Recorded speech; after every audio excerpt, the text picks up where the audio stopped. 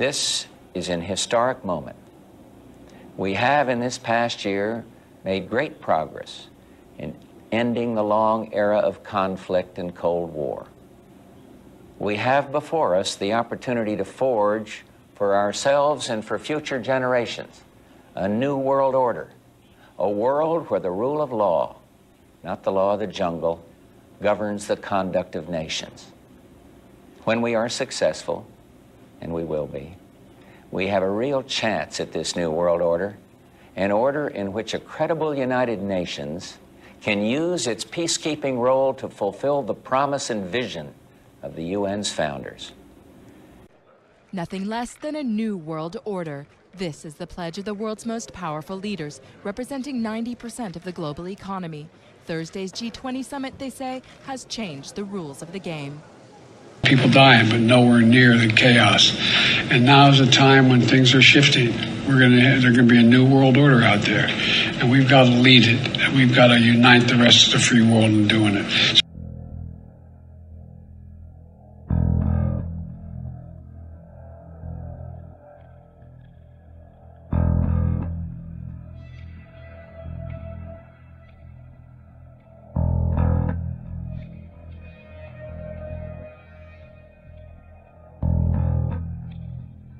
I appeared before the Congressional Committee to tell what I knew of activities which might lead to an attempt to set up a fascist dictatorship. The potential for the disastrous rise of misplaced power exists and will persist. The very word secrecy is repugnant in a free and open society. And we are, as a people, inherently and historically opposed to secret societies, to secret oaths, and to secret proceedings. President Bush signed a formal agreement that will end the United States as we know it. And he took the step without approval from either the U.S. Congress or the people of the United States. The secret organizations of the world power elite are no longer secret. It's known as the Bilderberg Group. Could their objective be world domination?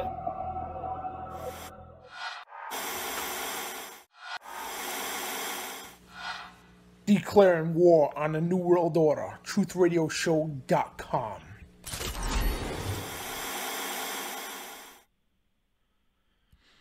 And welcome everybody to TruthRadioShow.com, breaking N.W.O. That's right, we're breaking the New World Order.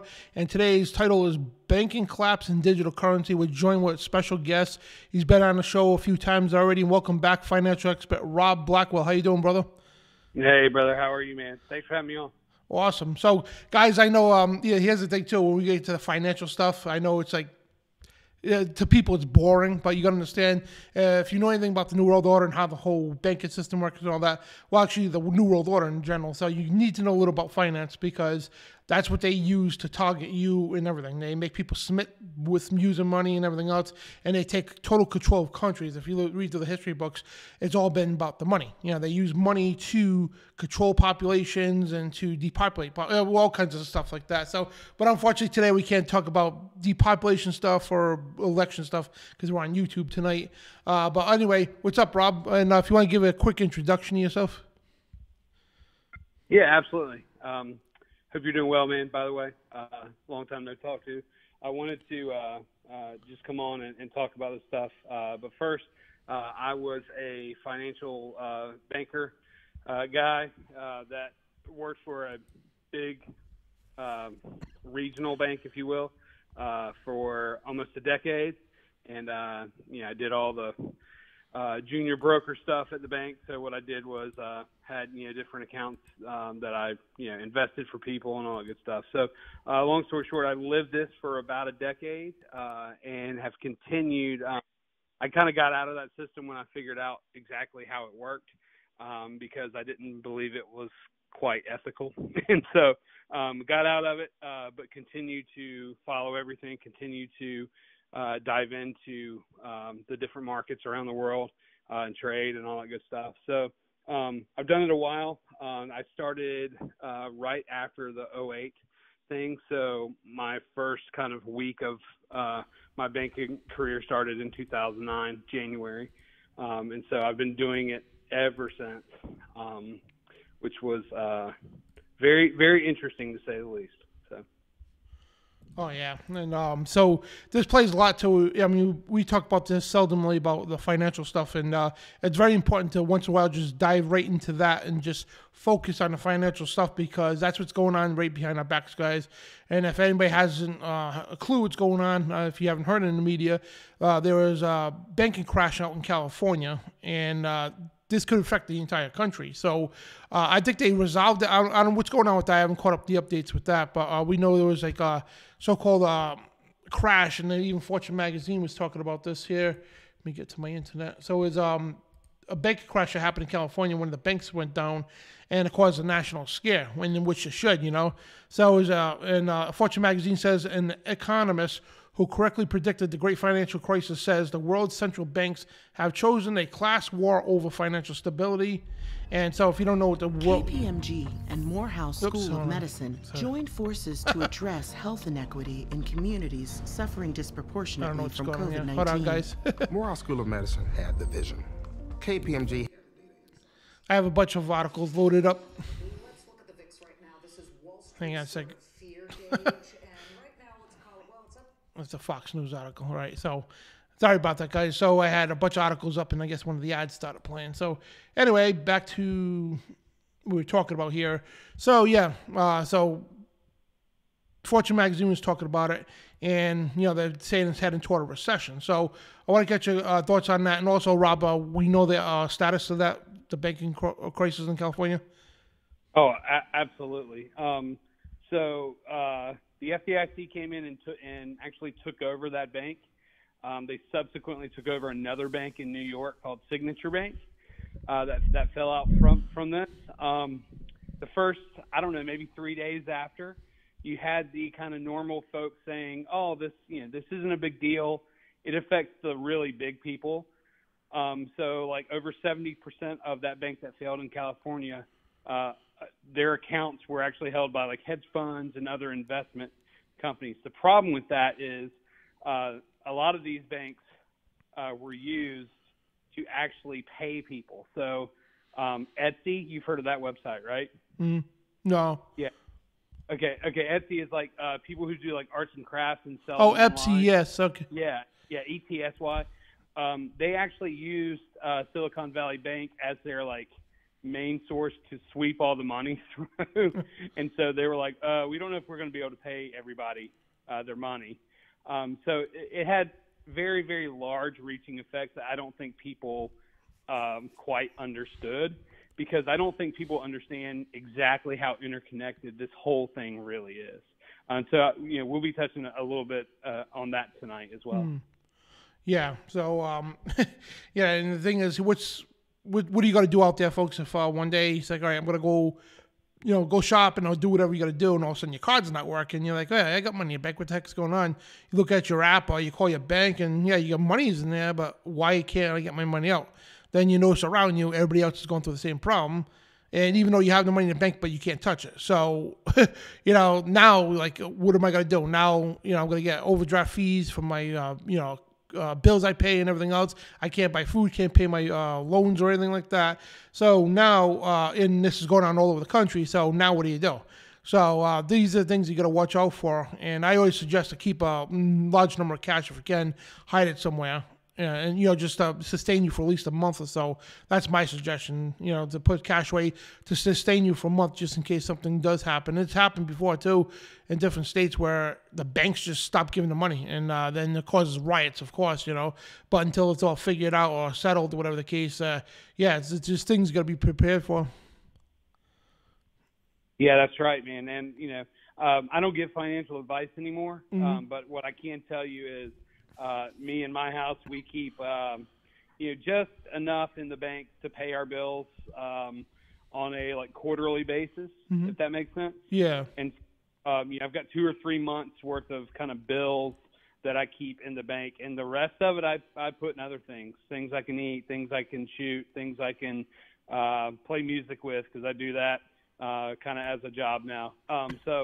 Long story short, I think that sounded not advice, but sound kind of thinking to be prepared in that manner. Absolutely, it's a good idea to do that too. So yeah, now this banking crisis, So did they resolve this yet? Or, I mean, is it still a problem out in California?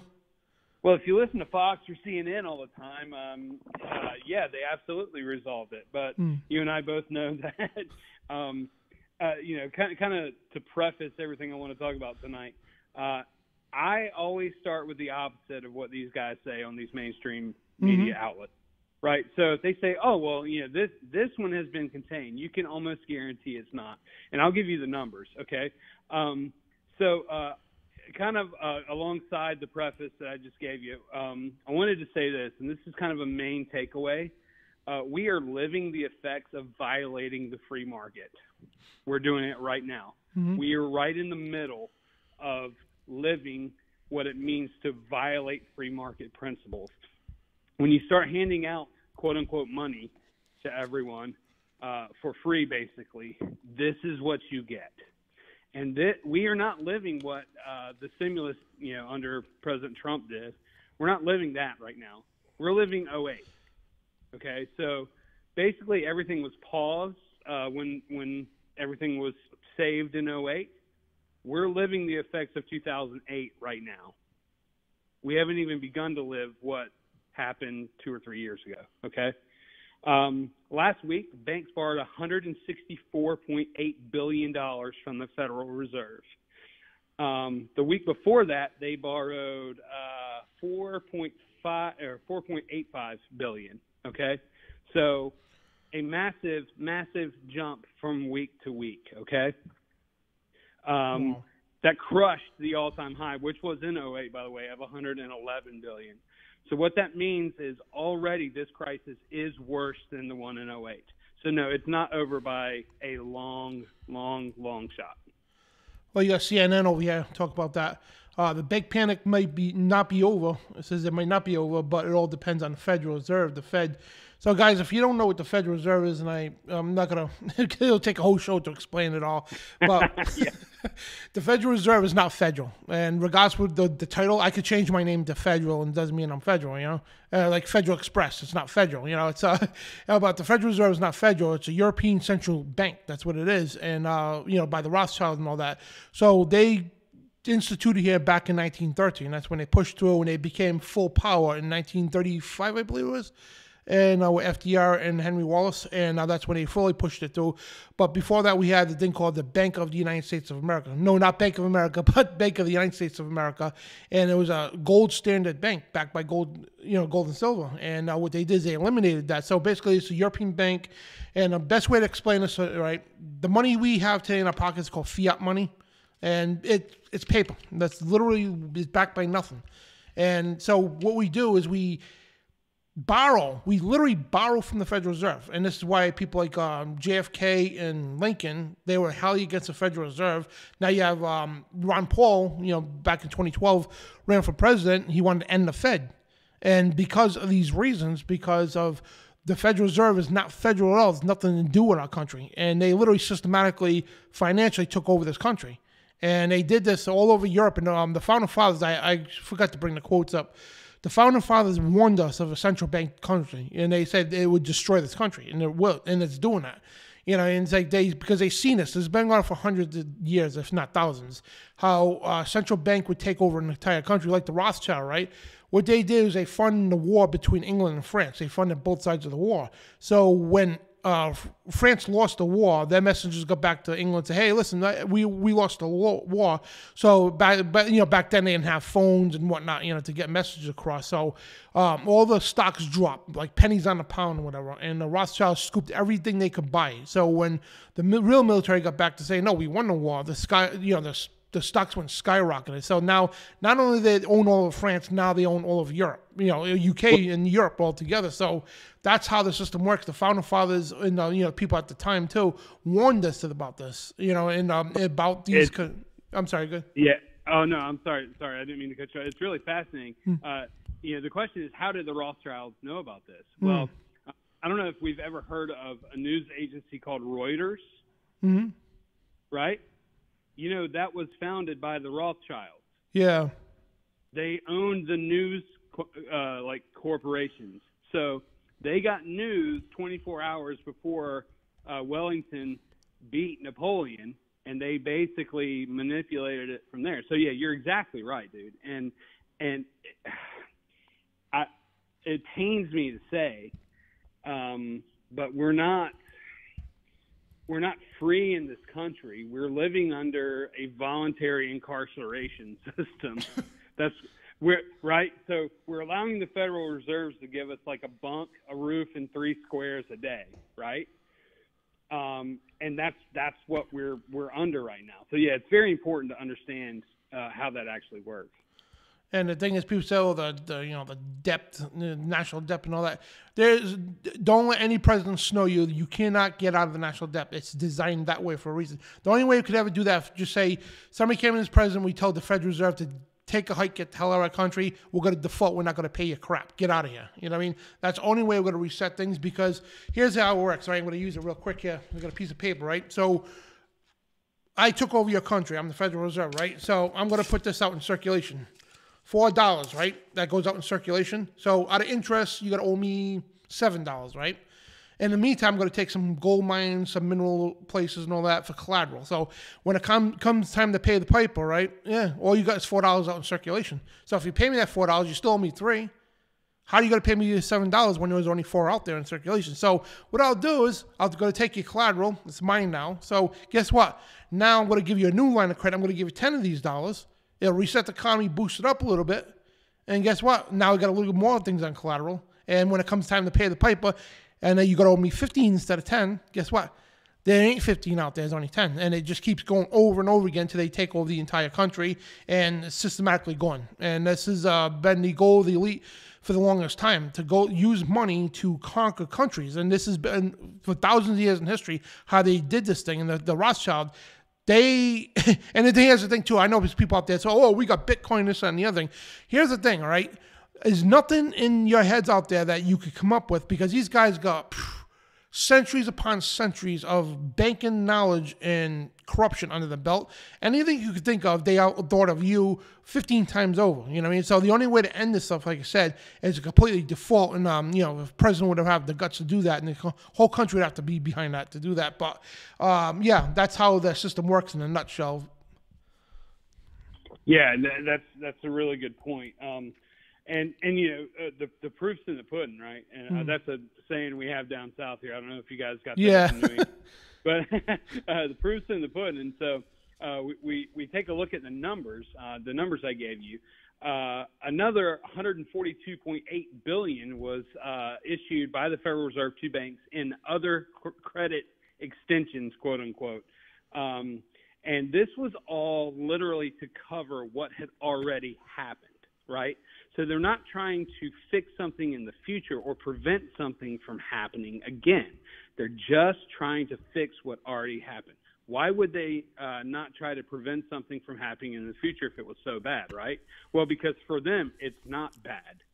For them, it's very good. For us, it's very bad.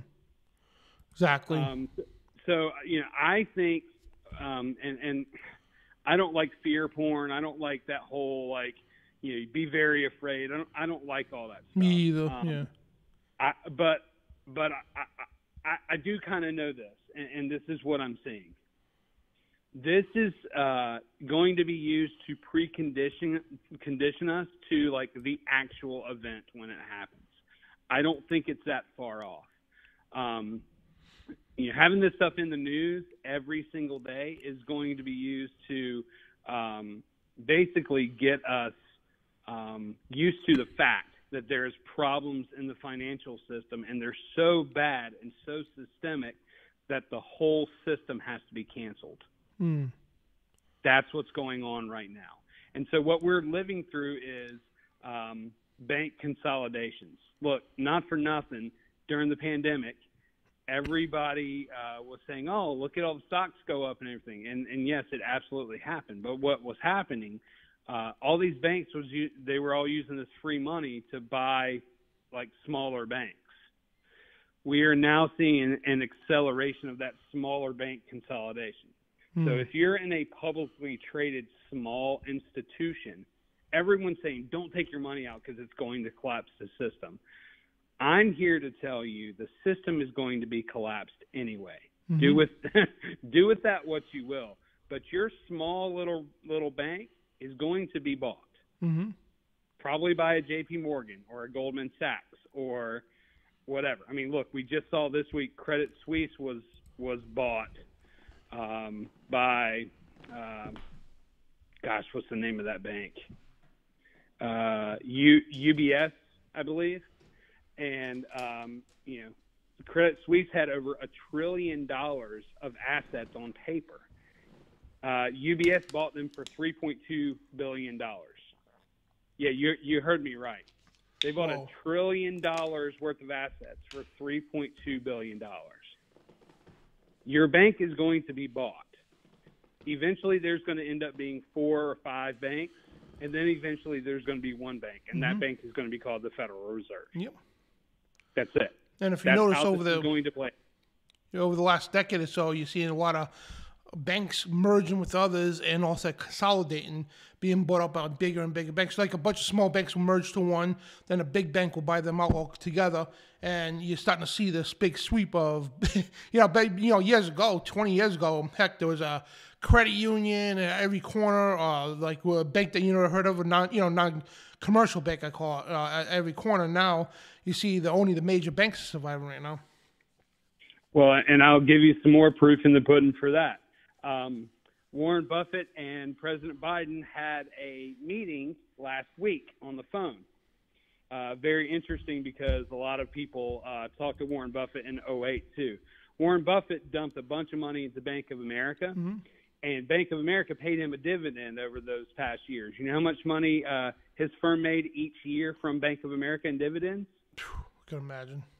$300 million a year from that one purchase. Okay, that's how crazy this is. So it just so happens, this is the coincidence of a century right here, that over 20 private jets flew into Omaha, Nebraska on Saturday. Yeah, isn't that crazy? So much so that the air traffic controllers were like, what the heck is going on? All 20, well, it was more than 20. I just don't know the exact number. It was between 20 and 24, okay? All of those were private planes of bank CEOs and CFOs, and they were meeting with Warren Buffett to see if Warren Buffett and Berkshire Hathaway would buy their banks. Wow. Confirmed.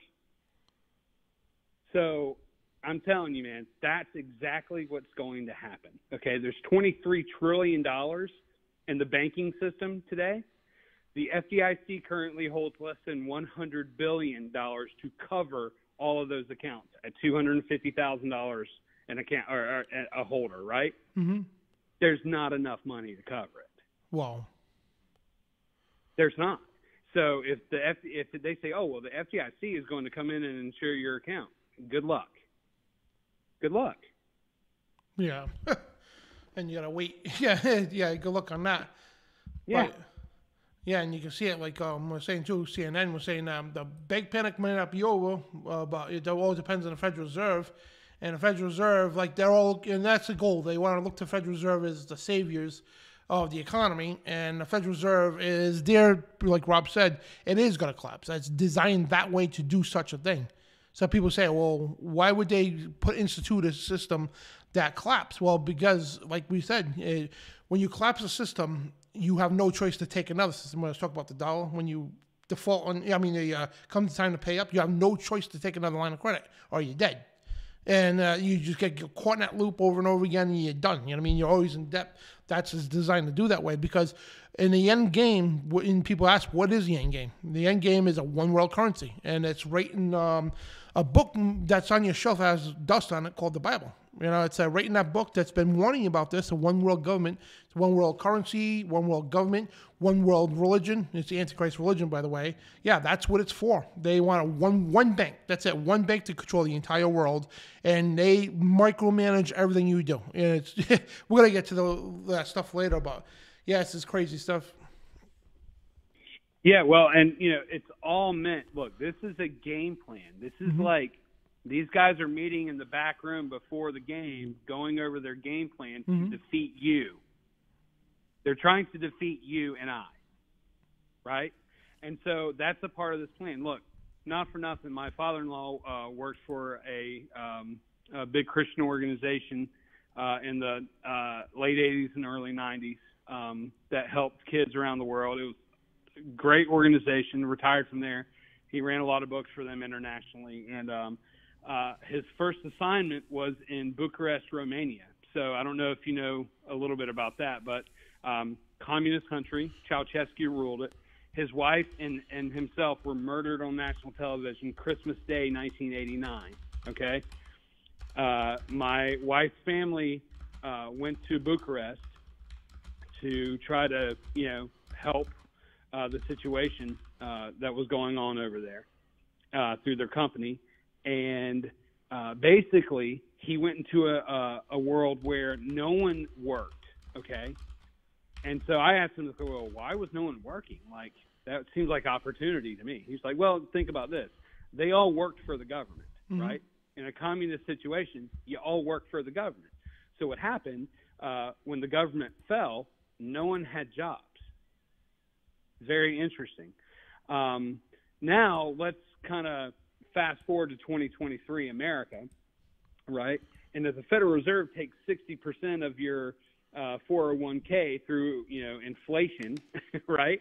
Or you wake up one day and the market's down, and then it's down again the next day and the next day and the next day, and you lose half of your retirement plan. Are you gonna go to work the next Monday? I mean, the thought would probably cross your mind, like, what the crap am I doing, right? So these people that have that mindset, they work in areas like our hospitals, our power plants, right? Our water facilities. They're not just pushing paper, right? And so the same mindset is going to be carried over. And again, it's a part of that game plan. The same mindset is going to be carried over in people here. They may not work for the government, quote unquote, but when the Federal Reserve takes all your lifetime of earnings, you start asking some major questions. That's kind of what they want. They want that kind of pain to bring in the new system. Yeah, that's, again, all done by design. This way it makes you think they're actually doing their job, and, and it just leads you down another rabbit trail. That's what it does. And absolutely, man. Look, 60% of all of the small business loans in America are done with small banks, okay? If the small banks go under, you don't have a business to go to. And that's kind of my point, right? So it's the whole, Etsy doing business with Silicon Valley, who did business with another bank that failed a little earlier that did all the crypto stuff. It's all interconnected. And again, I don't like the fear porn thing. We need to start talking about this being an extinction level event when it comes to finances, because that's what it is. They're trying to extinct the current financial system. That's what it's about, yeah. And so I'm not a fair person either, because I do like to give hope to people. And I know it's like sometimes it's a system. Hang on a second. It's messed up here. Yeah. I don't know what somebody's calling it now for. Did I lose Rob? Oh. Yep. Hey, what's up, Rob? Got cut off, buddy. Sorry. That's all right. So yeah, I'm not a fair porn person either, and we have to tell you the truth though. That's the thing, and but there is hope. And here's the thing, John Pounders made a video talking about this too, and we talk about these elitists all the time, right? And there's a small group of people, they're very decadent. That if you've seen these people face to face, you laugh at them. That's how weak and pathetic they are. But they got all the money and the power. But the thing is, who are truly the elite? We are the elite. Everything they throw at us, all these pandemics, this, that, and the other thing, trying to kill us all, and guess what? We survive it, and humanity survives because God's hand's on this planet. And as long as God's hand, which is a restrainer, is on this planet, we are going to thrive through it. It's going to be tough, yeah, but we will thrive through it until God says, all right, we're taking a restraint away, and we're going to let Satan rule this planet for a short amount of time. Thank God Jesus says he'll cut those days short for the sake of the elect. That's the believers. But Amen. Yeah. Amen, man. Well, absolutely. And again, my point in all that is, the biggest thing is not to panic with this kind of stuff. And that's why I want to say these things early, right? Yeah. I want to say these things early before they happen, so that, when the time comes, we're not panicking. We're not, going and doing crazy things that we wouldn't do otherwise, that we have our heads on straight. They might be on a swivel, but they're on straight, and that we can do the things we need to take care of our families and our friends and our loved ones and all that good stuff. Absolutely. And so it's always like the Bible says, watch. That's very relevant. Watch, because to keep an eye on things, and trust in the Lord, absolutely, and because He's going to get our back no matter what. But trust in the Lord. But however, our job is to watch, not just like who cares about that. No, we are to care about that. This way, we can warn other people and to be that watchman on the wall. We've seen signs of trouble come, and your job as a watchman is to blow the trumpet and warn people, hey, something's coming. And if you don't do that, the Father says, your blood He's going to require on them, because they never turned, because they never knew, because you never told them. So, right, and I want to, at the end of the day, look Him in the eyes and have Him say, "Well done, good and faithful servant." And I want to see on His face where it's like, "Yeah, man, I know that was hard what you had to do for my name, but you did it, and I'm glad you did it." Yeah. And that's my goal. And again, I'm not trying to scare anybody. I'm trying to give the information and how I see things so that we can prepare, right? And so, like, at the end of the day, it's like, if you don't know what else to do, like, buy some extra food. There's no harm in that. You can eat your mistake, right? Like if I'm totally wrong on this, and man, how awesome would that be if you and I were just so stupid that we were totally wrong on this? It would be amazing, right? A nice feast. Yeah, I mean, I'd be like, yes, I'm a moron, awesome. But, at the end of the day, I can eat my mistakes. I can eat my wrongness, right? I can use water purification on hikes. I can do that kind of thing. So, that's the kind of stuff that I think is really important to start thinking about now and having a plan for now, because the hour is getting very, very, very late. And the deception is getting very, very, very great at this point. Because at the end of the day, you can go take all your cash out tomorrow from the bank, and you're like, whew, wipe the sweat off your brow. But at the end of the day, what are you really holding? You're holding a used sheet of paper. And Dan, what's the intrinsic value of a used sheet of paper? 0. You can burn it, and you can wipe your rear end with it. Yeah. That's about all you can do with it. In the Weimar Republic, they used it as wallpaper, right? So you can't do a whole lot with it. Use it as a tool in these times to be a blessing to others, to help your family, to help yourself, to learn how to be more self-sustaining, right? Start growing something. Start using skills you have. Start learning a new skill. Do all that stuff now while you can, because days are coming, like the Bible says, where the night is coming where no man can work. And so we have to take these days and do the things that Joseph did in Egypt and prepare. Didn't they do that with the Deutschmarks when they go into the European Union or something? They had all this, paper cash, and they were just giving it out because it was worth nothing. I think it was. They were handing it out as like souvenirs, like welcome to the European Union. Here are all your Deutschmarks. By the way, you can't spend them. I mean, they're put them in your put them in your scrapbook because that's all they're worth at this point. Yeah. And it's funny. The Zimbabwe $50 trillion bill, those were selling on eBay as collectible items for like hundreds of dollars at one point. Wow. Just for giggles. This was like maybe 10 years ago. It was kind of the joke when I was a banker, go get some Zimbabwe dollars and whatever.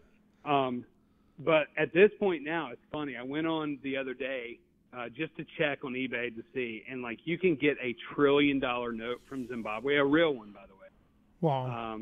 It's like $3 U.S. dollars. I mean, it's like it's ridiculous, and that's like marked up price, right? They probably paid a penny for it, you know. Hey, buy one and get a time machine. Yeah, right. Like, I mean, if there was ever a time to want a time machine, right? You just collect all the dollars and go. And it was, but see, the funny part about that is like we say, oh, we'd go back and buy stock or whatever. Dan, I'd go back like 5 years. Like, inflation is so bad right now. Yep. You go back 5 years, you're going to get double your value, you know? And so that's why I say, like, start turning that stuff into stuff that you're going to need. If you need it, I would say buy it. Yeah. You know, don't go into debt. Don't do any of that other stuff. But, like, you know, if we need something now, I just make plans to go buy it because I don't know what tomorrow holds. Yeah. Exactly. And, yeah, if something's in your heart's telling you to buy it, and do it. That's the Holy Spirit, right. probably. Well, and I would say, you know, especially for all the believers out there, pray through it, especially if it's a big purchase. But, you know, my wife and I are making some big purchases here in the next 6 months. I mean, we're buying another house. We're selling this one. We're doing a bunch of things. But, you know, it's been a thing where we said, hey, the time is now. We are not guaranteed tomorrow on this stuff. You got that right, brother. And, yeah, so the thing is, we need to be prepared for the stuff to come, and it's going to come. You know, the Bible says it's going to come, and I'm not saying it's going to happen tomorrow. And heck, you know, God could say, all right, we're going to restore you guys for a while. You know, have a nice economy and all that stuff. And you know, I thought, you know, when Hillary was running, right, I thought for sure, she was going to win, and we were going to go into this New World Order system, and God spared us. And I'm not saying at all Trump is like some kind of a saint or something like that. I'm not saying that. But he allowed us 4 more years, and the economy was great, and nobody could argue at that point. And I was like, wow, complete turnaround. So God could spare us some time. But the thing is, you need to live like that, you know, like live every day not fearing what man can do. You know, you fear the person that could take the body and the soul, and that's our Heavenly Father. So, you know, don't fear stuff out there. That's why we got to keep emphasizing this. Don't let this scare you. And I know people got probably CDs or stocks or homes and all that, but here's the thing. I understand you got all that, but you know what? You can't take none of that anyway with you. So when the Father comes back, when he sends Jesus back, none of that's coming with you. All that's going to be turned into dust. You know, so don't worry about it. These are just earthly things. Don't worry about earthly things. And the Father will give you what you need. Amen, man. Amen. And, you know, I think that starts with knowledge, right? You know, people perish because they don't know what's going on. Like, you die because you don't know what's going on. I would want to know what's going on. And that's why I'm saying what I'm saying tonight. Yes, I want to prepare like this is a baseline. And I want to hope upon hope that I'm wrong. And I want to hope that God is merciful in this to us, and that we would use this as a people first. You know, well, as first my family, but then as a people, and then as a nation, that we would use this to repent for the things that we've done against Him, and that He would heal our land. That, you know, we would humble ourselves enough that He would want to do that, right? And so anyway, again, I'm not trying to scare anybody, because I have a ton of hope. I think that the Father is going to show Himself strong through this. However, I don't know what that looks like. And I fear that it's going to take people by surprise when they get when they're saying, oh, well, come turn your digital dollars in. We'll give you $1.25 for, 6 weeks or whatever. And they go do that. And now every single thing they do is tracked and traced, right? So like, oh, you've already filled up, you've already filled up your gas bottle for your heat this week. Oh, you had to use more of it than you needed to? Sorry, you can't have any more. They can just turn that switch on and off. Or, hey, you want to buy something in Virginia and you're in, Tennessee? No, you can't do that. So anyway, that's why I do what I do, man. Yeah, and so now you heard the word digital, right? So we're going to transition to this. So you're going to hear this a lot. You're going to hear, especially as things move forward, as banks are going to start collapsing, and they're going to be talking, which they already been talking about it. They're going to be ramping this up like no tomorrow. Something called CBDC. It's a central bank digital currency, like you said, where they want to consolidate all the banks. And guess what? Your paper money and all that, no more. They want to transition to a digital currency. Now, if you really think about it right now, right? I got a CashApp, Venmo, and PayPal. That's what we use to raise money for the show. And on my phone, right? The apps. And it goes to the bank, and it's like you never have to touch physical money. And it stinks it has to be that way, but that's how they control you. You know what I mean? So they want to basically, so you can never, it's a central bank digital currency. It's a digital currency. So basically, there's no going more to the ATMs. They don't want to get cash out. It's got to be all digital. So basically, what's wrong with that? People say, well, yeah, it sounds great. You can't be robbed, you know, with physical cash and all that. But however, people still could hack things, but that's not the point. It's about control. So basically, if you want to pay Rob here, if I want to pay Rob, hey, Rob, could you fix the brakes on my car? I want to give $50. So this is how it's going to it's going to get. They'll be like, all right, oh, well, what's this? Transaction for, why'd you pay Rob $50? Well, the IRS. Oh, he just fixed the brakes on my car. Really? All right. So guess what, Rob? We're going to charge you as, we're going to tax you as earned income. And on top of it, whoa, hold on a second. Whoop. Rob is not ASE certified mechanic. Oh, what's this? Dan, we're going to suspend registration on your car until you bring it to an official ASE certified mechanic so they can rip you off and extort you. And then you have to pay a fee on top of that. And you see where it goes? It goes down that rabbit hole that micromanage every little thing you do. They're going to know why you give your son $5 for a sandwich or something, whatever they cost today, whatever. So everything's going to be taxed, monitored down to the microscope. So if you think this digital currency thing is such a good idea, that's what we're going to pay. They're going to paint so wonderful things about this thing. And there was somebody in the chat room asked, I'm sorry, go ahead. Oh, I was going to say, meanwhile, they spend $500 for a toilet seat, you know, on Capitol Hill. Yeah. And we don't get that question. You know what I'm saying? Like, yep. It's the inverse. It's always the inverse with these folks. It's crazy. Yeah. And if somebody asked us in the chat room too, if this is the mark of the beast, it's not the mark. It's here. You got to understand the mark of the beast, right? The Antichrist, he's the one who pushes it. Nobody else, all right? Because it says his in Revelation 13, it's his mark. So here's the thing. This is one of the components. The mark of the beast is made up of several components. For the mark of the beast to be instituted, right, you need a digital currency, a digital ID, digital healthcare system, and a one world government, right? These things have to be instituted first before the mark of the beast is distributed. And no, it's not the pin in the arm, okay? Leave it at that. And that's part of it because you're gonna, they're gonna win. You get certain things, and you're gonna have to get checked off on these things, whatever the case. But the mark of the beast is a digital system. It's a giant scientific control grid that they monitor everything you do, every penny you spend. You have to keep up to date on your shots and all that stuff. I don't want to go down that road too much because of YouTube. But yeah, it's a system. The mark is made of several components, key components. Yes, the digital currency is a very big part of that component. And to be in that beast society at the time, you have to accept that, and it's all part of the same system. That one chip control has everything about you on there, and your currency, gym cards, scan saver cards, credit cards, all that instituted into one single microchip. So I'll get to that if I have time later on. But we did tons of shows on the mark of the beast. It's crazy, but yes, this is a component of the coming of the mark of the beast. Well, sure, and I'm sure. A lot of your listeners probably already know this, but I'll touch on it real quickly. Before 1800, if you ask anyone who Antichrist was going to be, they wouldn't have named a person, or they wouldn't have said a person. They would have told you different systems they thought it was going to be, right? So we know that 1,800 years of Christendom thought that the Antichrist was going to be a system.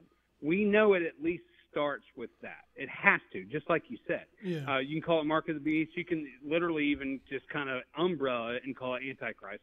We know that a system has to be in place for that to come. Mm-hmm. This is a part of that system. You're exactly right. Yeah, because in its increment steps too. And the other thing too is I understand people. I do, because I shouldn't even mention this.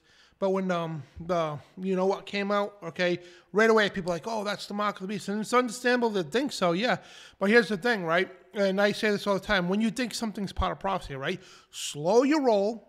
Time yourself out. Don't get emotionally wrapped up, because I used to do that too. And then you end up being wrong. You're like, oh, man, you feel small, right? But time out, calm yourself down, right? So let me see what the Bible has to say. So basically, if you find out that prophecy, you just say it's step 5, right? If step 3 and 4 didn't happen yet, no, it's not the part of prophecy. The steps previous to that have to happen first before that portion happens. You know what I mean? So that's why I tell people, so you don't get ahead of yourself to think this is part of prophecy. And, and the thing is, they do similar things because it conditions you. Yeah, for a while you couldn't go in there without, unless you had that, because that's a system they do. It gets you used to it. It conditions you toward that agenda. They know most people got to resist that, but it's the idea of just slipping it out there to see how far they could push the public. And what they do at the time, they know it's going to fail. They knew it was going to fail. They all did. They knew the Supreme Court's going to shut it down, which it did. And I told people from the day one it's going to fail, because it wasn't designed to go all the way. They push it out there to push the public as far as they could push it, right before a major revolution or something, right? And when it gets pushed back, right, at the same time, they're taking little notes to see who complied, how they could do it better next time. And it's an increment system. That's how they push it. Same thing with the banking here. So every time they're pushing it little by little just to see the public's reaction to this. And it's order out of chaos, problem, reaction, solution, and that's what it is. So the next step, right, is the central bank digital currency. And that's the digital currency we've been talking about. And so each country is going to establish their own first. I think it was the Bahamas. I think it was called the sand dollar. They were the first ones to create that digital currency. Japan, China, all these other countries are pushing theirs. There's a few other countries who have it now, but that's where we're going. And that's the direction we're going to, because a news article here that Florida Governor Ron DeSantis, he wants to ban central bank digital currencies in Florida. And here's what you need to know about, and we just told you what it is. And he says right out, it's a big brother digital dollar. He's 100% correct with that. Now, yes, eventually the central bank digital currency is going to take over.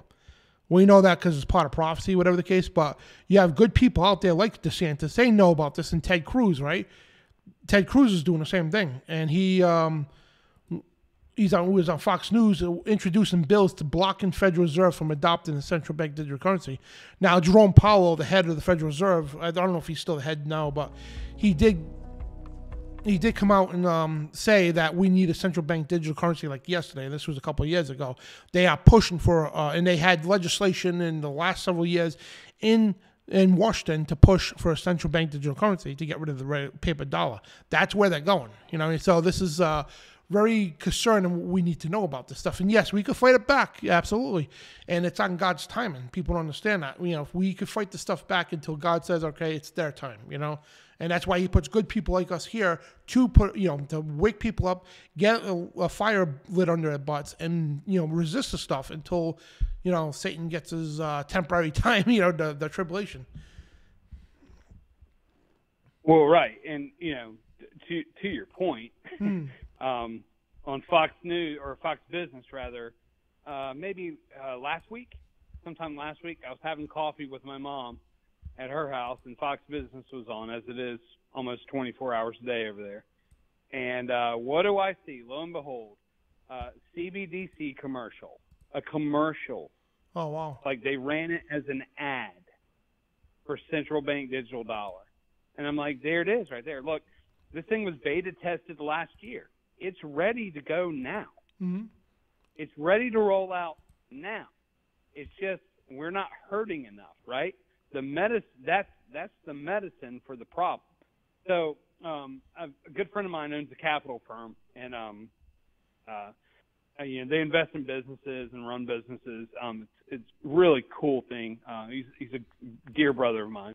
But he has this thing where it's like, okay, well, businesses are either vitamins or medicine, right?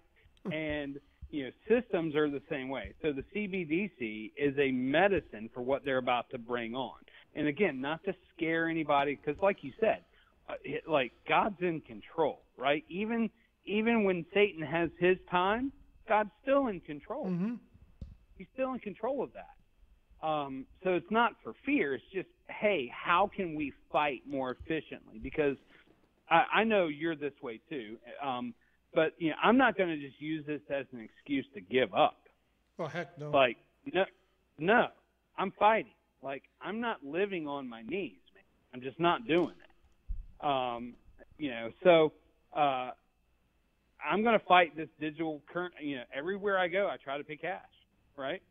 Man, I spent 3 hours yesterday looking for an ink cartridge for a printer I had just bought because I'm doing taxes right now. And I do my taxes longhand because guess what? I don't want someone looking at a computer screen when they're looking at my taxes. I want them to open up the package and do it old school.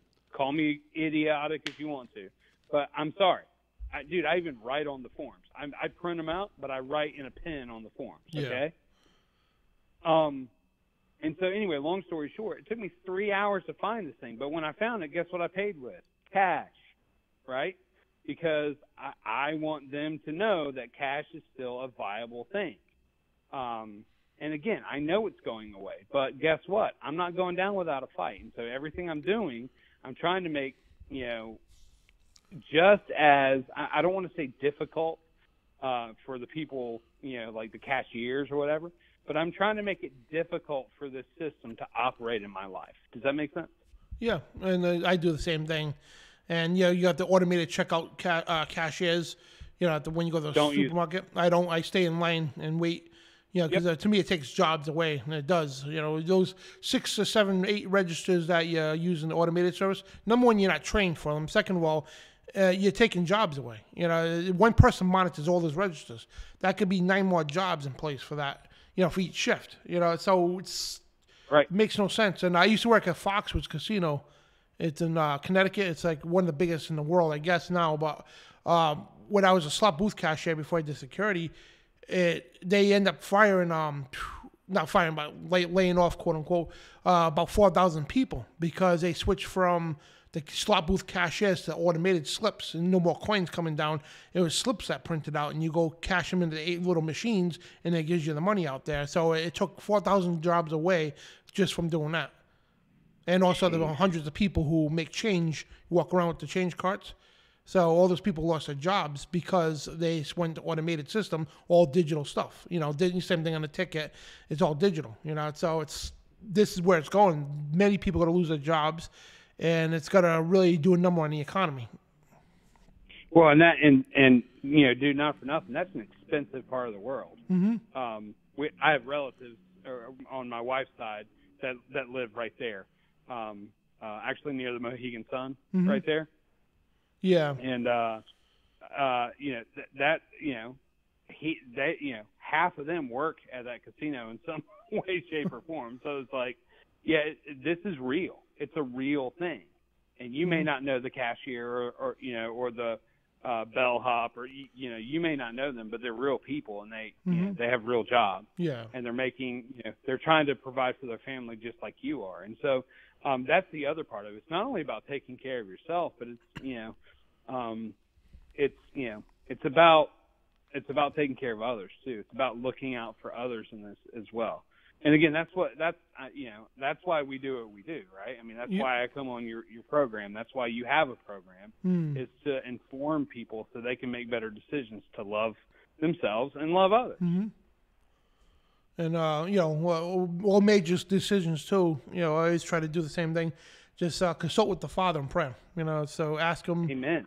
Ask him about it, and, help him, ask him to help you lead you in the right direction. That's the best advice I could give, but it's crazy out there. It really is a crazy world, but, we don't have to submit to it. That's the problem with most Christians today, because the dispensational structures out there. They're like, oh, don't worry about it. Don't resist it or something, because you're fighting prophecy. You're not fighting against prophecy. You are to resist it. Like Rob said, well, same thing with me. I would die on my feet first, then have to live on my knees, to the New World Order. So I'm not gonna succumb to them. Even when the tribulation does happen, I am not succumbing to them. I'm gonna go down kicking and screaming and biting, and that's what I'm gonna do. And fighting, if I do go down, I'm going to go down, in a tough way. But I'm not going to sit there and be a doormat. Oh, the Father's going to take care of it, so I'm not going to do nothing. That's not what the Lord wants. He wants people. No place in the kingdom of God for cowards. That's what he says. All God's people all through history, they fought against the most, like, Nephilim giants and everything else. They didn't cower to no tyranny. You know, that's what we're supposed to do today. The times have changed, yeah, but the Bible says, the Father says that his word will never. So we should not change either. We should be bold, courageous people that are going to stand, give a fight in hell against this New World Order. And we need to, look the New World Order in the face and we got to punch it right in the face. That's what we need to do, that kind of attitude we need to have. And, physically, mentally, especially spiritually, because it works mostly spiritually. So at every aspect, don't give in. We need to fight, and we know who wins in the end anyway. So, so be part of that winning team. Right. That's right. Well, I wanted to touch on kind of one last thing. Sure. I don't know how we are on time. But I right before, 30 minutes before I came on, and subsequently in our kind of show conversation, we talked about this war247.gr article. Yep. And I'll pull let me see. I'll pull up on my phone here the name of the article. It says Putin and Xi Jinping deal kills the petrodollar. Yuan, new global reserve currency for energy market. The petro yuan was born.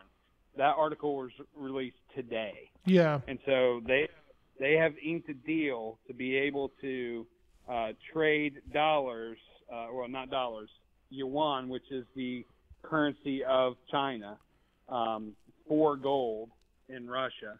I'm sorry, not for gold, for energy, oil, basically. It's very, very fascinating article that basically says that China and Russia are now dealing financially together, and they're not using dollars. So just a quick background, like a 1 minute, 30,000-foot overview. The OPEC nations deal in dollars for oil. That was the deal to get us through the 70s, basically. When Nixon took us off the silver standard, if you will, in 1971, he backed the dollar with oil. And so now different countries around the world are bypassing that agreement. And that's kind of what leads to war, right? Wars start over this kind of stuff. So I wanted to bring that up. I don't know all the details. I'll be researching that a lot more tonight. But basically what's happening is China, Russia, Brazil, India, South Africa, they're all going into this agreement together to stop using the United States dollar as a trading mechanism for oil. It's going to be very, very bad for the dollar. Yep. Very bad. It's funny, too. We were talking about how the media is. I brought this up to you earlier, too. 3 weeks ago, right? You get the Washington Post. They're saying, analysts, the myth of the inevitable rise of the petro yuan. So they're already shooting it down before it happened. And now here today, so like, nice myth, huh? So Putin and Jinping there, Winnie the Pooh, they just put this into play. Yeah, absolutely. And, we're leaving meetings, like marathon meetings, like 6-7 hour meetings, photo ops. The whole nine, dude. Like it happened today. When history books are written about, kind of how America was weakened, mm-hmm. this day will be mentioned as one of the crucial aspects of how this empire was hopefully not brought down. But I don't. Again, I'm not trying to spread fear, but I don't have a lot. Once the dollar is over, dude, it's over. Yep. And so.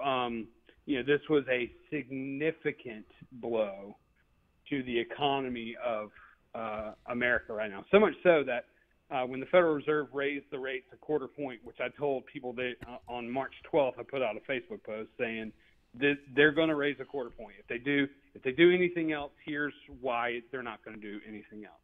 It was dead on. I was really glad that I was kind of on it there. But They did that. The markets were actually up at one point. This happened. We lost 500 points in about a 4-hour span. before the markets close. So, don't be surprised tomorrow if when things open, it's a bad day because I think investors know exactly, if they read that article, they know exactly what's happened. Yeah. And you're right here, guys, live here. Today, the Dow Jones closed at negative 530.49, down 1.63% today. Yeah, and you can go back. Look at the drop right there. A lot. Yeah, that you see that drop, right? That's when the news hit. And so that's what I'm saying. Like, all these things are coming into place. Silver was up like 3% or something today because people are running scared now. And that's exactly what doesn't need to happen. Look, we can fight this and we can fight this, and I'm not saying that it's futile or anything else like that, and we can find ways, but ultimately the Father has us in his hands, okay? Mm-hmm. The remnant that is still his is still his. Mm-hmm. And not for nothing, the world he created is still his. Mm-hmm. So if we're in that mindset and keeping our head on a swivel when it comes to that kind of stuff, we're not going to go wrong. Mm-hmm. And I think that, again, starts with, love each other, be charitable, right? Don't freak out. Buy stuff you can eat, buy stuff you can drink, buy stuff you can trade to your neighbor to get stuff you can eat or drink. That's the kind of stuff that's going to keep us kind of floating right now until the Father makes clear what he's doing. Mm-hmm. I know, I have faith, guys, and people say, well, I live in high rise or wherever you live, I'm gonna have to worry. Well, here's the thing too. The Jews were in the desert, okay, probably hundreds of miles away from Egypt, right? When they escaped Egypt, and the Father provided for them manna, birds, to eat, water here and there. When he was able to give the water, he provided for them. A pillar of fire at night to keep them warm, a cloud over the head to keep them shielded from the sun. So if those people, and that was all off faith. If that, those people can survive off of faith like that through Jesus, through the Father, which separates you from doing the same thing? The Father will provide. You just gotta. And most of the time, you got to get it work right. He's not going to hand it to you like that, but you got to do your part too, So the Father's going to provide either way. So don't let it like terrify you. Oh my God, I'm going to lose everything. Who cares if you lose everything? Yeah, your soul's more important than everything anyway. So your house, your money, your cars, anything you have like that, all that's going to turn to dust. No matter what, it's going to turn to dust. Right, and we're not battling against those things. We're not battling against flesh and blood. It's spirits and principalities in high places, right? And so if we take it with that, I don't want to say grain of salt, but if we take our lives under that discipline, because that is a discipline to think that way. Because when things are really good, we want to forget about God. And when things are really bad, we want to cry out that he'll solve the situation that we probably got ourselves into, right? But if we take the mindset of, God, you are in control. You ultimately have all of this. I'm going to receive with an open hand. I'm going to take what you're giving me, and I'm always going to leave my hand open so that you can do with it what you will. If we take that mindset, there's nothing to be afraid about. Again, we want to be cognizant and aware of the situation and aware of, like you said, watch, right? We want to watch kind of what our enemy is doing and react accordingly. But guys, at the end of the day, like, we serve a God that's bigger than all of this stuff. That's bigger than any system that could ever be invented by man. And so that's the main focal point of why I do what I do. It's not to scare people, or it's not to get clicks or likes or whatever. Like, I've got a little financial, channel. I think I may have 16 subscribers. like I don't do this for that kind of thing, right? Yeah. I do this to then channel it into, look, at the end of the day, there's a God who loves us enough to want to be with us forever. And we may disagree about exactly how that looks or what that's through or whatever. We know that at the end of the day, he made us. He made this world we're living in, and he ultimately provides for both. So if we can get under that mindset and look at each other in that manner, like, hey, maybe you and I have a dispute. Well, at the end of the day, the same God that made me made you too, right? Yep. If we can look at each other in that way, a lot of these problems that these banksters create, they go away. Absolutely. So anyway, that's my main theme tonight. Don't freak out. But and I say this laughing because I'm like, hey, by the way, the house is on fire and like all the trusts have already fallen into the floor, but it's going to be okay, I promise. Yeah, that's yeah, right though. It's like, don't be afraid. Just we know it's going to come, and that's in the scripture, and not to be afraid of it. And as Jesus says that when these times come, it's going to be perilous times and all that. But don't be in fear, but be of good cheer, because that's sooner that he's going to come back. So either way you look at it, all right, there's a light at the end of the tunnel, a big light, and that light's coming from the sky when Jesus returns. So that's a big light coming. So just look to the end, look to the finish line, concentrate on that finish line, and you get that tunnel vision, because none of the stuff in the world, the distractions, Trump being arrested, it's all ridiculous stuff. Today's Wednesday? Trump hasn't been arrested yet. I told people this. They had rallies all over the country. Oh, we're going to fight for Trump. Oh yeah. He hasn't been arrested. None of these people are going to get arrested, guys. This is all we call it a circus and pony tricks going on in the media to distract you. So don't concentrate on that stuff, and concentrate on the end game, because we know the big stuff. When the media reports something, they're hiding something else. That's the thing. The media is we call it the Mockingbird media. I was going to say the 501c3, the Mockingbird media in the 501c3 churches. They're designed to keep you distracted. Well, that too. Yeah. Well, that too, right? Yeah. Fun. Yep, and they're designed to keep you distracted, and eye off the prize and eye off the end game, what's really going on. So that's what you need to do as watchmen, watch and warn people. And no matter how much of a nut you sound, heck, when I started radio and I started doing this stuff like over 20 years ago, and I started radio over 10 years ago, I got called every name in the book. And everything that we said, it wasn't me. I don't take the credit for it, because the Lord's revealed to us, and all glory to him.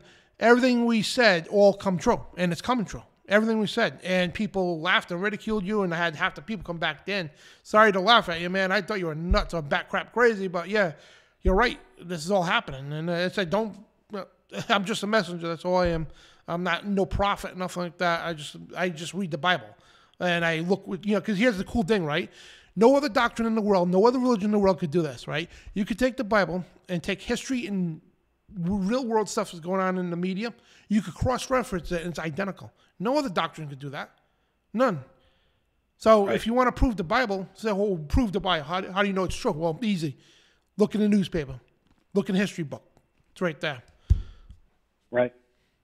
And, it's just fascinating to me, because we know that, we're promised to be co-creators with him, right? I mean, not for nothing, he doesn't make us like he made Adam and Eve anymore, right? We procreate. We have, the biology of that is different than it was in the garden for obvious reasons, right? And so we, in that, I also want to say, don't let any of this news, quote unquote, or any of these things that are happening, stop you from doing what the Father has given you to do. Mm-hmm. If he's given you something to do, go do it. Don't delay. Oh, well, I shouldn't, start that soup kitchen or whatever because, finances. No. Look, man, I serve at a church. I drive 3 hours one way every Sunday to serve at this church. It's awesome. I love it. I've known the pastor for 20 years. Oh, nice. It's amazing. We feed hundreds of people a week. Homeless in the area. Wow. Dude, we're knocking on drug dealers' doors and praying with them on their front stoop. I mean, it's incredible. Okay, that's what the Father has for me to do right now. You think I'm going to let gas prices going up stop me from that? No, I'm not. I'm not. Never. because he's given that to me to do, right? Yeah. And yeah, I drive 3 hours one way. I have every excuse in the book not to do that, but I'm not going to stop. It's just not going to happen. And so if we have that mindset through this, I think that prevents a lot of the chaos that could ensue, right? We'll be sitting back on the sidelines watching it, and not for nothing, Dan, picking up pieces, right? Like cleaning up the wake of what's going on through this and showing people the Father through that. Mm-hmm. Amen to that, brother. That's an awesome thing you do. Yeah, God bless you, man. And that's what, we all should be doing. A lot of times I'll keep water in my vehicle, and if I could get some granola bars and things like that, I'll keep them in there. So when you go by a homeless person, give them a few bottles of water and some granola bars or whatever the case, and at least you kept them alive, drinking food for that day, So that's very important.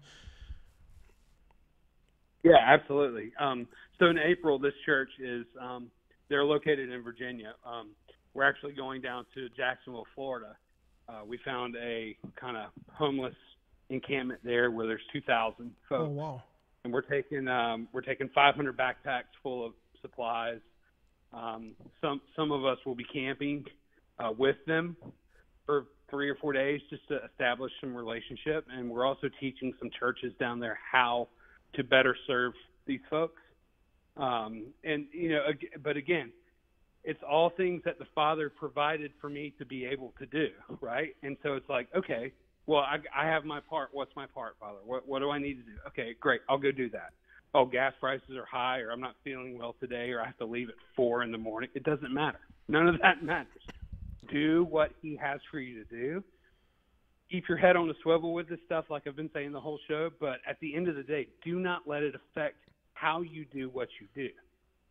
And that's the beauty of having a brain and having, something that digital, CBDCs and AI cannot replicate, right? Mm-hmm. Is that relationship with our Father. Amen. So keeping that is going to keep us in the good work of doing exactly what He wants us to do when He wants us to do it. Amen, brother. And I appreciate your time. And so I want to close out in a few minutes here and probably take a couple phone calls, whatever. So thank you for your time, brother. And God bless you, man. And anything you want to disclose to before you leave? Just keep praying as I do this ministry. It's an awesome ministry. You guys who are prayer partners out there with me on this, please keep praying that this ministry goes forward the way. The church was just donated a bus last week. Oh, wow. Some church just said, hey, we don't know you guys, but we know what you're doing. Here's a bus. Go pick people up. Go take homeless people food. Do all that. So, it's been really, really great. We literally operate on faith. There's no money involved. We have a budget, if you will, but, we meet at an old theater. It's, it's this thing where God is literally doing this work. And I would just ask that you keep praying that, I would continue to serve this manner until He calls me somewhere else. Amen, brother. That's awesome. And how could people find you? Is it Rob Blackwell Music or something on Facebook? Yeah. You guys can hit me up at Rob Blackwell Music. That's what I do now. You guys can hit me up there. If you guys need stuff that we can pray here for you, hit me up there. We're glad to do it. You want to know about how to help this church or how to help my work in it. I'm glad to disclose that when you guys hit me up. So just Rob Blackwell Music on Facebook. Awesome. Thank you, brother. And God bless you, brother. And got to get you back on again. And you're awesome, man. And I've known you for a couple of years, I believe. So, you're like a brother, man. Yeah. Thank you, man. Well, amen. And whatever you need, man, don't be afraid. Hit me up, okay, bro? Absolutely, brother. God bless you and the family. Hey, you too, man. We'll talk to you soon. Take care. Hey, you too. All right, guys. So what we're going to do now is we have time to take some phone calls. So speaking of money, we got a PayPal. We got donation page in the chat room there. It helps support this operation, pays for the bills, because a lot of overhead in the show here. So it helps out with the show and all that stuff. We got a PayPal, Venmo, and CashApp if you want that, or Ko-Fi site. You can use any form of payment. You don't have to sign up for nothing. It's great. And so we appreciate the people who donate, and we appreciate everybody who prays for us, because that's number one, because the Father will provide. So we do got some time to take some phone calls and to talk to y'all. So let me put my phone number up in the chat room here. So it's so when you call, guys, just don't spend too much time, because I think I got like 20 minutes left, because I got to head to work tonight for 11. So yeah, just whoops, I put the wrong phone number. It's 542-547-1776. Yep, that's it right there. So yeah, give us a ring, and kind of make it short to the point, and so we get on to other callers. And also, guys, thank you, ShakeandWakeRadio.com and BeforeIt'sNews.com for carrying the show. And the show tonight was brought to you by WattsLeather.com.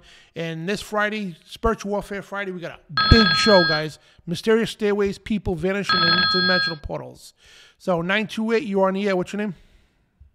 Hey, it's Vince, DGS MMA. Hey, what's up, brother? How you doing, man?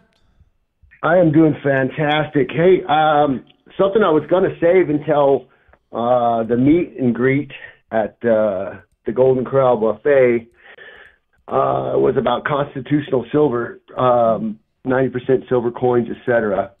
There's House Law 1487 that was just passed in Tennessee, allowing gold and silver to be used as legal tender for taxes. And in this bill, they have a provision that blocks central bank digital currency, saying that it would be illegal to mandate any citizen of their state to have to be bound by central bank digital currency. Nice. And their way out of it is the constitutional gold and silver. And I've been a coin hunter for a very long time. You and I have talked a lot. Something I don't ever bring up because it usually has to do with finances, but how you preserve your wealth through the crash of the fiat dollar is placing your savings. Now, that's not the money that you're going to use to pay your bills, not the bank account where the checks come in and those bills go out, but that savings, if you have acquired any savings of that, you put it into the silver to hold that through the market until the end of the fiat crash. And with that being said, they are starting to pass these laws. Idaho is next. There's 2 or 3 others that slipped me, but Idaho's next. Like sometime this Monday, Tuesday, they're going to pass it on their bill. Now there's a stacker community of Christians and Christians of all kinds, but there are some definite remnant Christians, Bible believing literalists that stack silver, constitute silver, and they also stack fuel and propane and chickens and eggs. And it's a large community on a small scale, but we know where and how to get your fuel, your eggs, some water, and some ammo with the use of barter and the constitutional coin silvers. And like I said, I was going to talk with you guys about that when I came out there here in a couple weeks or so. But seeing as how you had Rob on tonight, I thought I would just break it off real quick and then get your point. At the very least, plant the seed in my brothers. Yeah, man, and that's good to have and establish that within your communities too. If you have, you're very familiar with your community where you live, establish something like that. Get something going. Like if you have a big yard, grow some chickens, and next door neighbor something, just say grows corn or whatever. Establish something like that, so when all crap hits the fan, if you will, you all have some kind of a system you can work off of, and everybody's valuable for each other. Like you have, you just say your wife can make dresses and clothes with the sewing machine, or this one could do that. You all could help each other in one community, and that's a good thing to do. But yeah, you're right, and we need to be prepared, absolutely. And I think this, speaking of digital currency, like I mentioned earlier, Ted Cruz is trying to push a bill in to ban digital currency, and also for nationally. And Ron DeSantis, and I hope he runs for president too. But Ron DeSantis in Florida, he's pushing a bill to ban digital currency in Florida because they know it's unconstitutional and they know what's up. They're not going to come out like we do because they'll be labeled some nutbags conspiracy theorists. But they know exactly what we know. They know where this leads to. Global, yeah, but they do. Yeah, they're not going to have a choice to not come out with it because they have this legislation that we're talking about in Tennessee already. And if anybody wants to look it up, I think it's very, very important because multiple states are starting to get it. It's House Bill 1479, Nashville, Tennessee. And that's bill, in their own forms, basically repeated the language and wrote their own House bills. In multiple states, I think there's 14 or 15 states right now that are putting it up through. There's 2 or 3 more getting ready to pass. Idaho's the next one. And it's not going to be a joke anymore. And, I pray for you guys all the time. I pray for the remnant all the time. Spiritual warfare is exactly where we're at. If you want to be close to God, you have to be in the fight. If you want to be next to Jesus, Jesus is in the middle of the fight surrounds Jesus. And if you want to be close to Jesus, you have to be in that fight as well.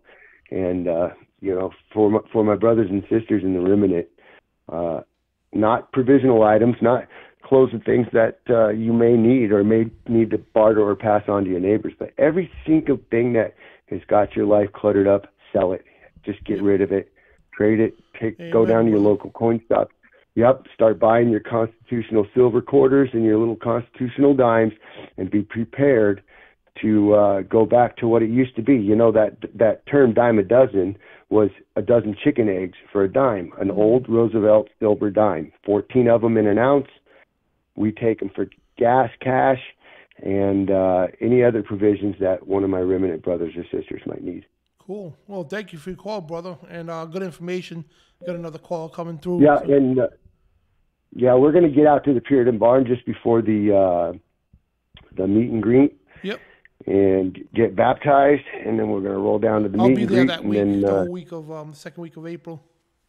Yeah, for the Passover week. Yep. And then everybody's running down to the meet and greet, correct? Yeah, they got about 200 people now signed up for that. Yeah, I'm signed up too, but I need to stop by the Puritan Barn before I get down to the meet and greet. Yeah. That's all right, awesome. Well, if you're going to be there, man, it'd be great to meet you finally. And then, definitely, man. Yeah, look that up. That goes right along with what your brother Rob was saying. Yep. Maybe he's familiar with it as well. All right, thank you, man.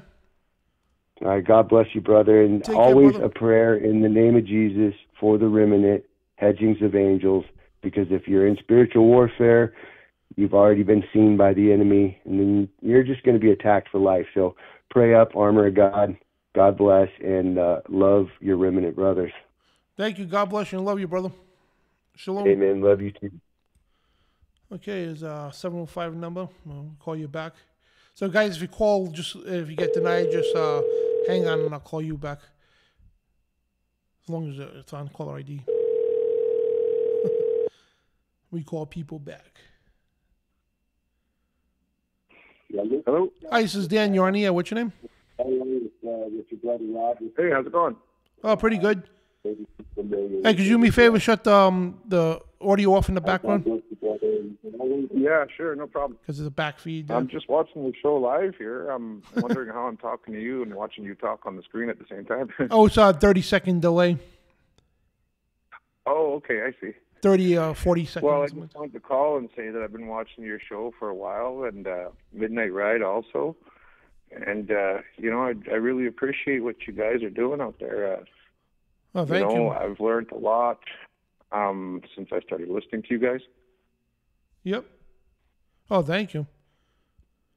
Yeah, and it's a humbling. It really is.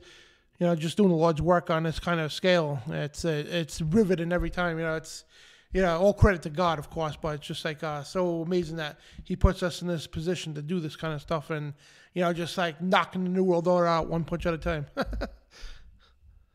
That's right, exactly.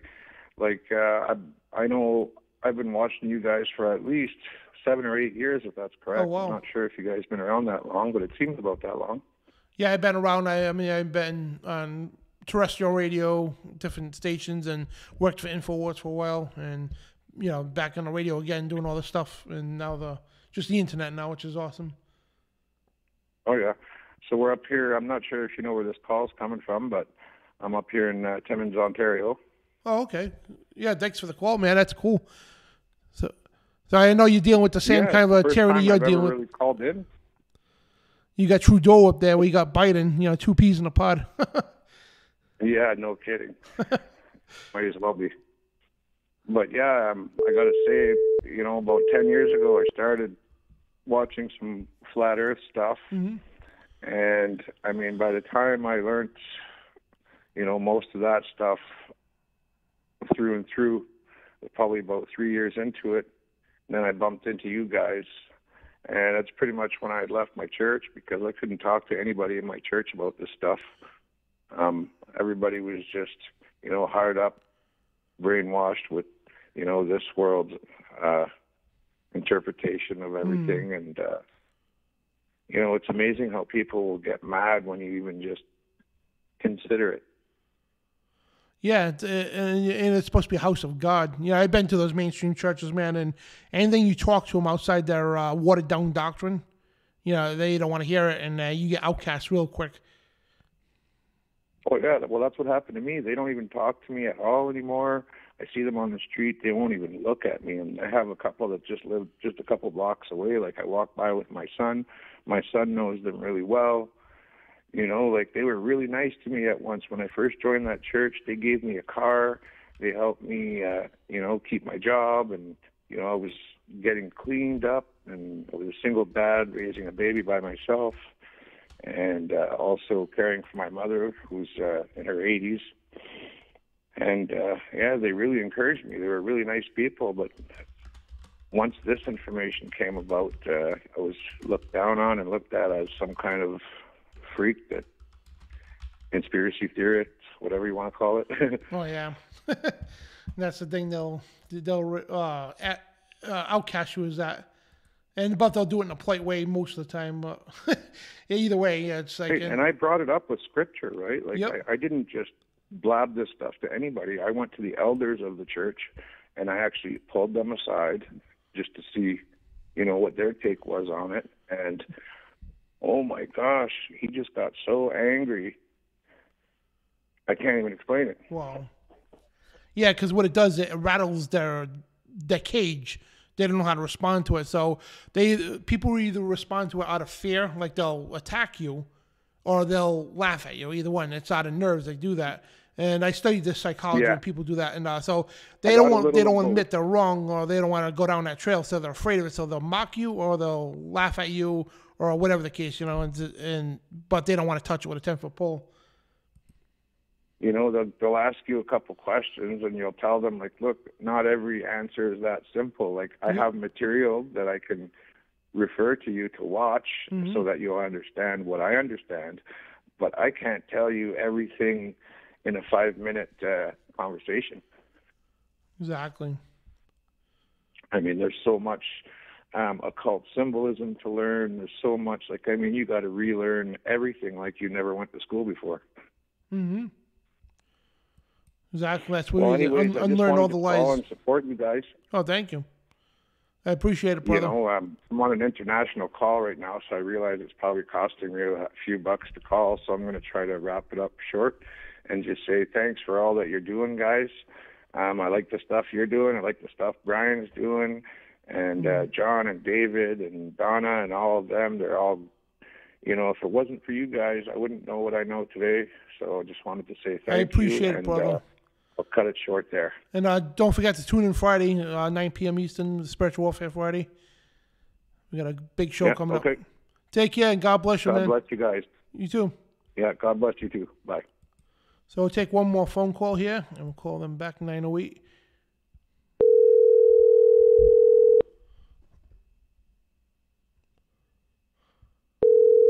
Yeah, God bless everybody out in Canada, too, and the UK that listen to the show. Hello. Hi, this is Dan. You're on. Yeah, what's your name? Hi, Dan. This is Holly Bagley. Oh, Holly. Yeah, I should have recognized the voice. Holly's been on our show here a few times. We got to get her back on again. But how you doing, sister? Good. How are you doing? All right. That's good. I don't mean to be rude, but I heard something about a meet and greet, and I was wondering what the details are. It's out in Nashville, Tennessee. It's on John Pounder's page, yeah. All the details, but Nashville, Tennessee, it's Tuesday, I think on the 14th of April. Let me just double check here. And 6 to 9 p.m. Let me get the details here if I can. See, I was hoping it was in Rhode Island. The 11th. Yeah, Tuesday, the 11th of April. It's Nashville, Tennessee, at the Golden Corral restaurant. Oh, that's too far away for me. I was hoping it was in Rhode Island because I'm right in New Jersey. Oh, well, we're going to be having one in, I believe in May sometime. We might have one here in Rhode Island, May or June. We're going to have one out here in Rhode Island because we got a lot of New Englanders and everything, and people like yourself that are close by that want to come out and meet. So we'll wait until like late spring or summer. This way we could do baptisms down at the ocean and everything. Oh, sweet. I'm in. I can't wait. Yeah. I can't wait. When you called before, I was going to pick up my phone and do my Zelensky accent, but I chickened out. I try to mimic Zelensky, but it's not in a very nice manner. But I just called to get the details of the meet and greet and say Yeshua blessings to you, Dan. It's always great to watch your shows. I absolutely love them. You rock. Thank you, Holly. I'm going to get you back on again soon. We had some good shows together. Yes, we did. We did. I very much enjoy them, and I look forward to it. So anytime, I'm always available. Thank you. And God bless you, sister. God bless you too, brother. I'll talk to you soon. Shalom. Shalom. All right, guys. So it's on the 11th, Tuesday. If you're anywhere near Nashville, Tennessee, the meet and greet is going to be me, Brian, David, John, and the whole crew, literally. All the nice TV people and all that. We're all going to be in Nashville, Tennessee, destroying that buffet at the Golden Corral. It's going to be awesome. But it's thank you, Anne Marie, for the information. It's in the chat room here. So it's going to be on the 11th, Mount Juliet, Tennessee. That's exactly where it is. And it's going to be at the Golden Corral from 6 p.m. to 9 p.m. So if you guys can make it out there, and I think there's a list or something, but it's a restaurant anyway, you still can show up. So regardless, just show up, and we got about 200 people already, so it's going to be awesome. And a lot of people like us, it's cool because the meet and greets, everybody gets to put a name behind the face, face behind the name. So that'll be pretty exciting to actually meet everybody. And so we're going to do one out here in Rhode Island too. Again, May or June or something like that. And all the guys from Nice TV are going to come down, and it's going to be awesome. And like David says, it's going to be a shing ding, one of those Lollapaloozas or whatever they call it. Yeah. So, thank you guys for the phone calls and all that. So this Friday, it's going to be exciting. I can't wait. It's going to be an awesome show we got going on Friday. And I made a little video, I think it was about half hour long, about the mysterious staircases popping up in the middle of nowhere. And we're going to have a show on that. Mysterious stairways, people vanishing in interdimensional portals. And wow, wait till you see the rabbit trails we go down Friday. And I'm telling you, this is going to be a blockbuster. It really is. And me and Brian are going to be hosting the show. And by the way, next week, Trey Harris, our brother Trey Harris from Course Correction Radio, he's going to be coming on the following Friday, joining me and Brian on Spiritual Warfare Friday. He's our monthly guest. I love Trey, man. He's awesome. And so, Mysterious Stairways, people vanishing in interdimensional portals. We got coming up Friday, 9 p.m. Eastern. So please don't miss this show. It's going to be awesome. So good stuff. So guys, like I said, we got a PayPal, Venmo, and CashApp, and also that Ko-fi link in the website, the chat room, I'm sorry. And all the stuff's in the description too to help us support this operation and our ministry. And also help support NYC TV. Go to nystv.org. You get 30 days free with the paid subscription network. 30 days free with no obligation. Dan Man is a promo code. Locates one word. And all the instructions are in the description of the video. So, So, please support our brothers and sisters. And also support Joshua at leather.com too. Watchleather.com. And thank you, Valerie and Uncle Obvious, for moderating the chat. Thank you, Harold, for the awesome Bible verses. And thank you, Jason, too. I think he's in the still chat room now. Unless he passed out there. And my buddy Dan. What's up, Bill? What's going on, everybody? And Brent, what's up, brother? Lariva, Lester, Anne Marie. What's up, sister? And also, guys, calling Friday night, too. It's going to be cool. So every Spiritual Warfare Friday, we're going to devote it to spiritual warfare. So we'll have our presentations. We'll do our talks and, reveal what we're going to reveal, whatever the case. Then when we before we take phone calls, we're going to do a mass spiritual prayer. So if you got anybody out there right now, and I'm going to put the email in the chat room. So anybody out there right now that really needs help, like any kind of help at all, medical, whatever the case, right? Just let me put it in the chat room. It's truthradioshow@outlook.com. Send me an email and just put prayer in the subject there and type for who it is and what's going on. And if you want to keep it personal too, you basically just put personal. Also, this way, when we'll just call the name out, we won't say what's wrong with the person. Just in case it's, because I know some people struggle with personal things. It could be in the sexual nature or whatever the case. Yeah, I understand you want to keep that personal. We'll pray for you. We won't just tell people what it was for. So send me an email, and if you want to be part of this mass prayer, or anybody that you know that's going through any kind of problems, you know. So we're trying to use spiritual warfare to the max. You know, just get it out there and just like really hammer the New World Order, handle Satan's New World Order, and just, you know, use spiritual warfare against it. So, all right, guys, thank you, everybody, and thank you, Dan. God bless, Remnant. Thank you, DGS, for the call. That was cool. Thank you, Holly, for the call. And all right, guys, so we'll see you Friday, 9 p.m. Eastern, God willing. So God bless, shalom. Remember, you are the resistance.